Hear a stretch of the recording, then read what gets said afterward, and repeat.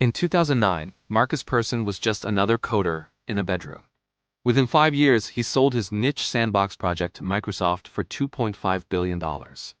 How did a game with blocky graphics and no instructions become the best-selling video game of all time? We analyzed the unconventional business moves that defied all industry logic. Markus Alexei Persson, known universally as Notch, was born June 1, 1979, in Stockholm, Sweden. His father, a railway worker, brought home a Commodore 128 when Markus was 7. By age 8, Markus had written his first lines of basic code. This was not precocity for show. It was obsession born of genuine curiosity. At age 13, Persson sold his first game, a text-based adventure, for 800 Swedish kronor. The transaction was modest, but the lesson was foundational. Software could be monetized directly by its creator, without institutional gatekeepers. Persson did not attend university. He entered the workforce at 18, taking a position at Midas Player, later King, the studio behind Candy Crush Saga. He spent nearly a decade in corporate development roles, working on casual web games that generated revenue but little creative satisfaction. During this period, Persson was effectively a salaried employee constrained by corporate hierarchies, deadlines, and designed by committee processes. Formal credentials are not prerequisites for technical mastery. Persson's autodidactic approach, learning by doing, failing, and iterating, was more formative. In May 2009, while still employed full-time, Persson began experimenting with a voxel-based sandbox concept inspired by Infiniminer. He recognized that Infiniminer lacked depth, progression, and creative freedom. He began coding Minecraft in Java during evenings and weekends. The first public prototype was released on May 17, 2009, as a browser-based tech demo. It had no survival mechanics, no crafting system, no objectives. Players could place and destroy blocks. That was the entirety of the gameplay. The response was immediate. Within hours, the demo had been shared across forums. Persson had tapped into something primal, the human desire to build, to create order from chaos. Market validation precedes product perfection. Persson did not wait until Minecraft was finished. He released early, iterated publicly, and allowed user feedback to shape the product. This is antithetical to traditional game development. In September 2010, Persson made a decision that defied conventional wisdom. He began selling Minecraft while it was still in alpha development. Purchasers received immediate access to the incomplete game, plus all future updates at no additional cost. This model, now commonplace in the early access era, was nearly unheard of at the time. Persson inverted the relationship. He asked customers to fund development in exchange for transparency and ongoing engagement. The model worked. By January 2011, Minecraft had generated over €1 million in revenue. Persson quit his job and founded Mojang AB with Carl Manne and Jakob Porser. Manne became CEO. Persson retained creative control. Ownership and equity matter. Persson did not take venture capital. He maintained majority ownership of Mojang.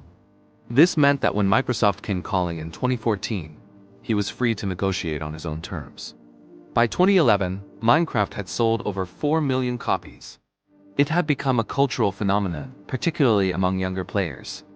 The game's aesthetic low polygon, almost brutalist in its simplicity, was both a technical constraint and a design asset.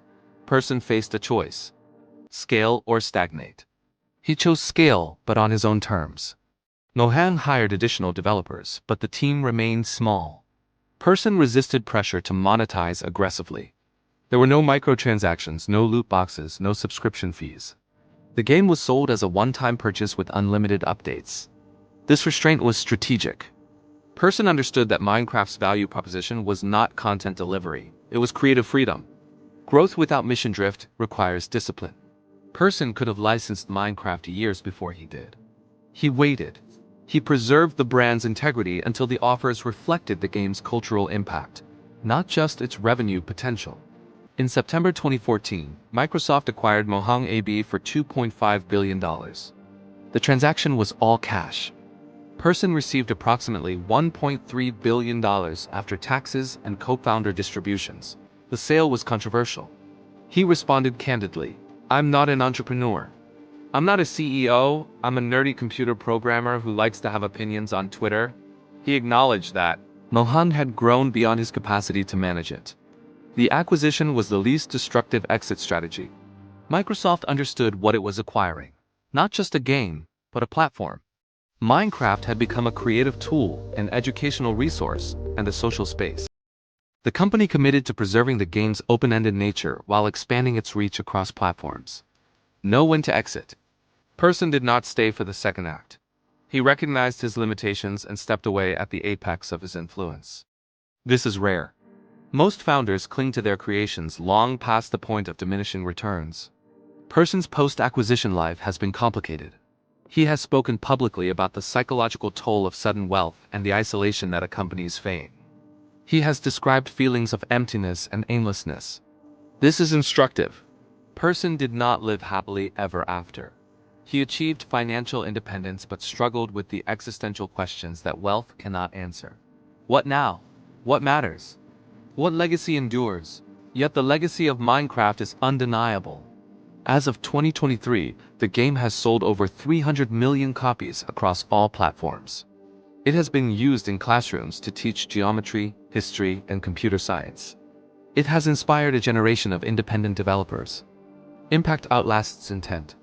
Persson did not set out to revolutionize education or democratize game development. He built a tool that interested him. The downstream effects were emergent properties of the design, not explicit goals. From a teenager experimenting with code to the creator of the most successful video game ever, Markus Persson's journey shows that innovation often comes from outsiders, from those who do not follow the rulebook. His traits stand out clearly: creative independence, courage to launch early, deep technical skill, willingness to ignore trends, openness to community feedback, persistence through uncertainty. If you are building something today, whether it is a business, a channel, a product, or a career, remember this: you do not need perfect graphics. You do not need permission. You do not need industry approval. You need skill. You need courage. You need consistency. Markus Persson started with a simple idea and trusted the process. That trust changed the gaming industry forever. Markus Persson did not follow a prescribed path. He did not graduate from an elite institution, raise venture capital, or hire consultants. He built something that mattered to him, shared it with others, and allowed the market to determine its value. The lesson is not that everyone can replicate Persson's outcome; most cannot. The lesson is that unconventional paths are viable if the work is substantive. The execution is disciplined, and the creator remains intellectually honest.